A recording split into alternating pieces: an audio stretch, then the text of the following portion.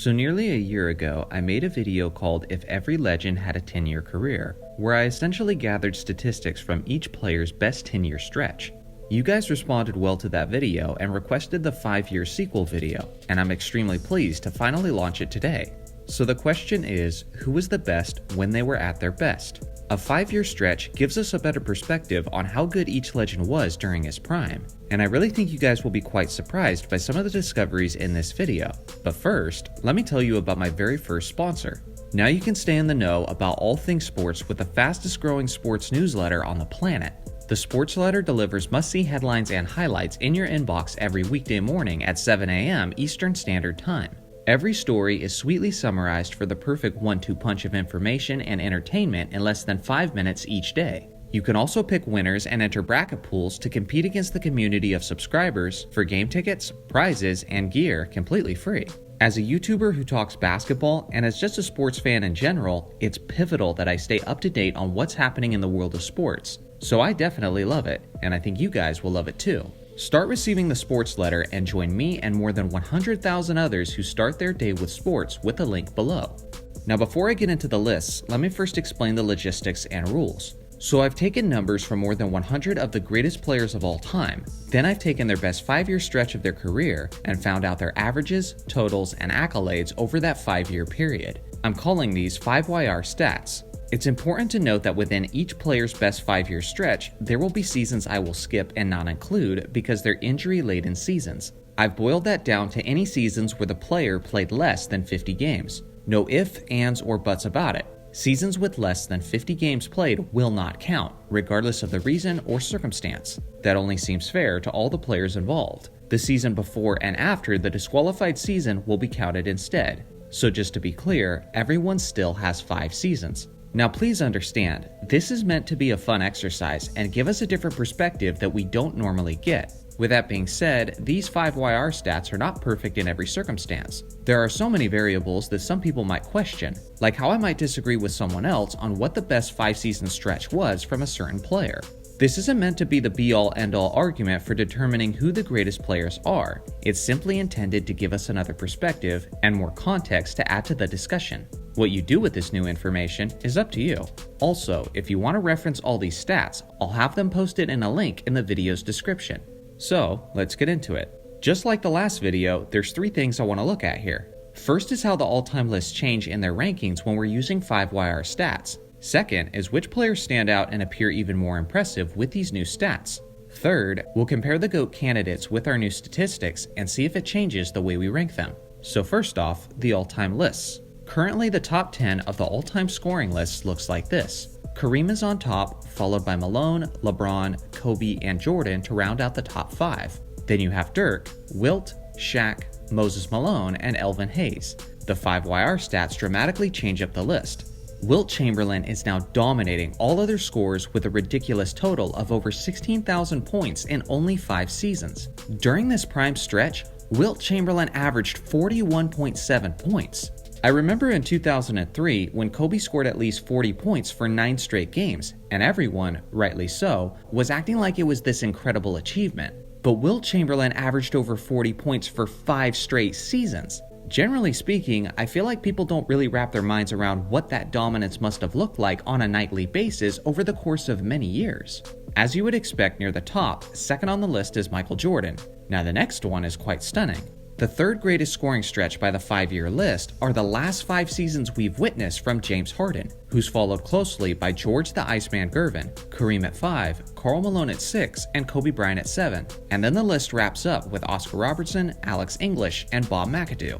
Guys who specialized in longevity fall out of the top 10, and now half of the list is made up of completely new faces. It is worth mentioning that if we include ABA stats, Julius Erving now crashes the list and falls in at the 8th spot. What about the givers? Well, the current top 10 assists list looks like this. John Stockton is on top, followed by Jason Kidd, Steve Nash, Mark Jackson, and Magic Johnson. Then Chris Paul, Oscar Robertson, LeBron James, Isaiah Thomas, and Gary Payton. Even limited to a 5-year list, John Stockton remains his massive lead in assists. During this period, Stockton averaged 14 assists per game. To put that in perspective, Magic Johnson never averaged as high as 14 assists per game in any seasons of his career, and John Stockton did it over a 5-year stretch.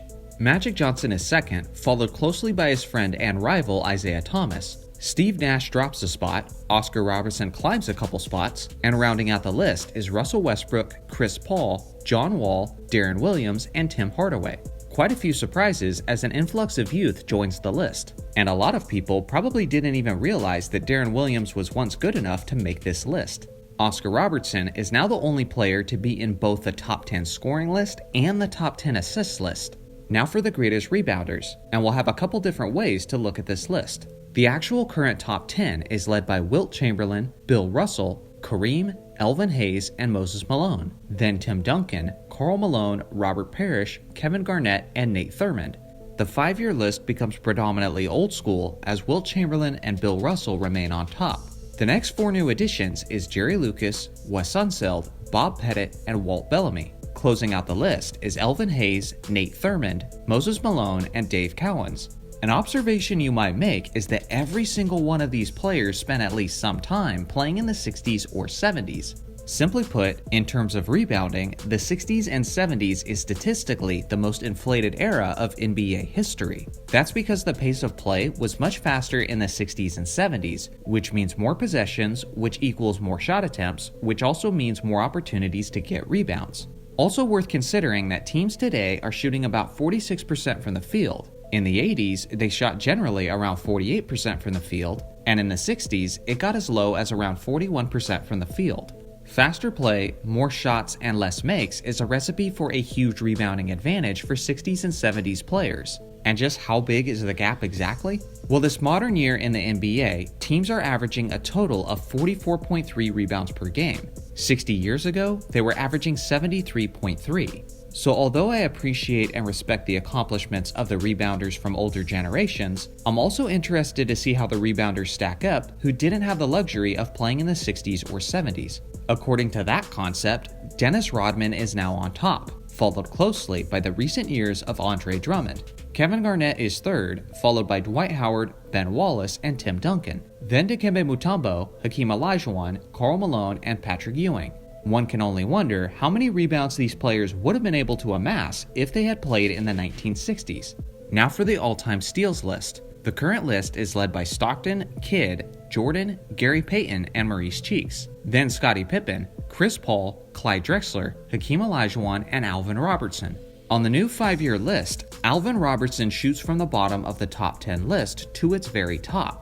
This might be a surprise to some, but it shouldn't be if you know about the defensive talent that was Alvin Robertson. He was a 6'3" shooting guard who spent his best seasons as a member of the San Antonio Spurs. He was a former Defensive Player of the Year and is one out of only 5 guards to ever win the award. He's also one out of only 4 players to ever achieve the quadruple-double.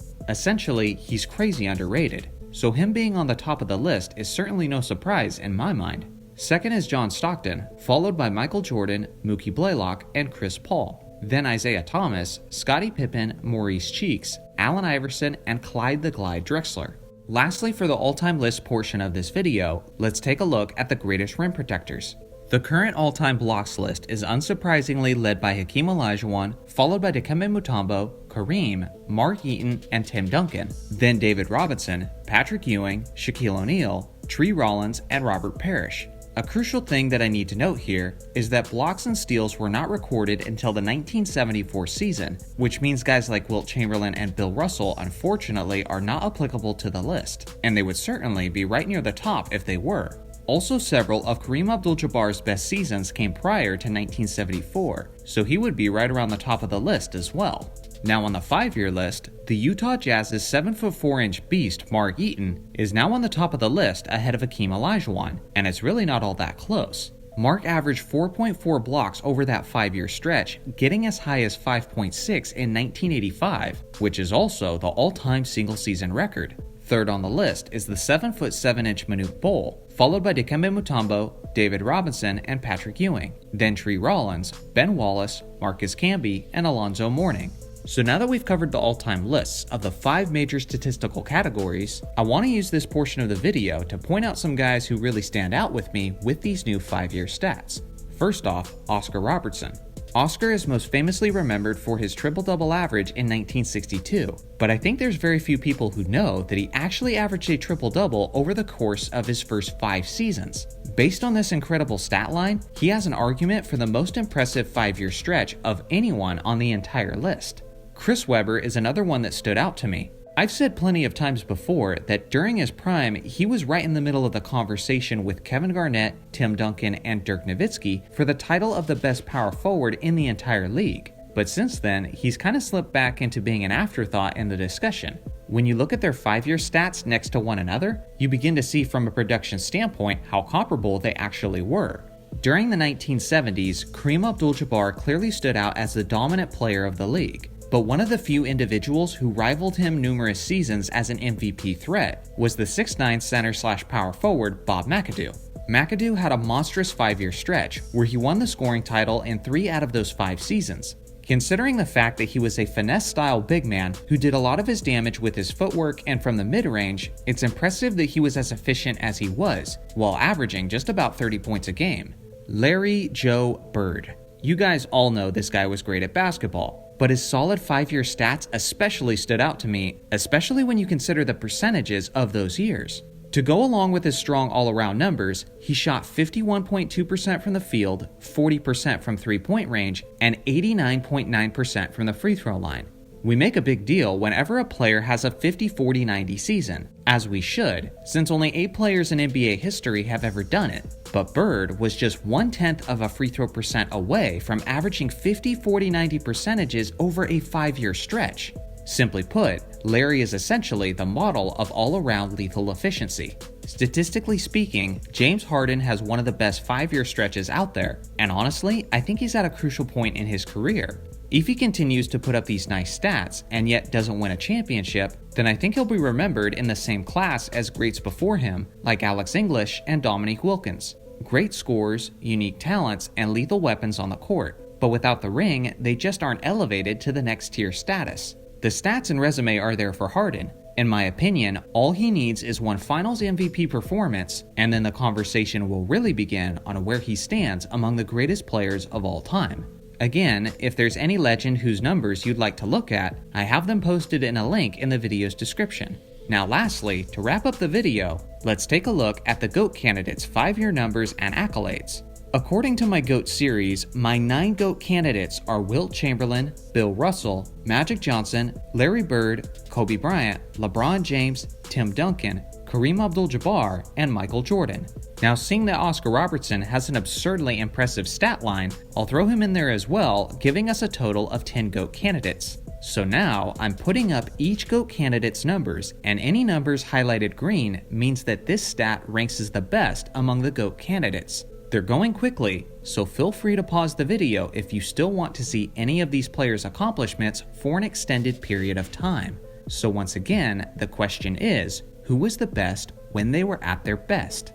Based on this incredibly specific 5-year metric, Jordan has the most green achievements out of all the GOAT candidates. Now again, I will note that Chamberlain, Russell, Kareem, and Oscar all have an asterisk by their name because of the lack of certain stats and accolades during their era. So if those were accounted for, they may have more green achievements. With that being said, I think the only one within striking distance of Jordan is Wilt Chamberlain. And honestly, it's hard to picture Wilt not catching MJ in that scenario. When you factor in the blocks per game, total blocks, steals per game, total steals, all defense team appearances, defensive player of the year awards, blocks titles, and steals titles, I'm almost certain Wilt Chamberlain isn't just closing that gap, but he's likely surpassing MJ for the most accomplished 5-year stretch. Well, many of you guys waited almost a year for this video. Did you enjoy it? Let me know your thoughts in the comment section. Shout out to my brother Joe and my friend Lizzie for helping me collect these stats. It was quite an effort. Thanks for watching as always. Make sure to like and subscribe for more basketball content, and I'll see you guys in the next video.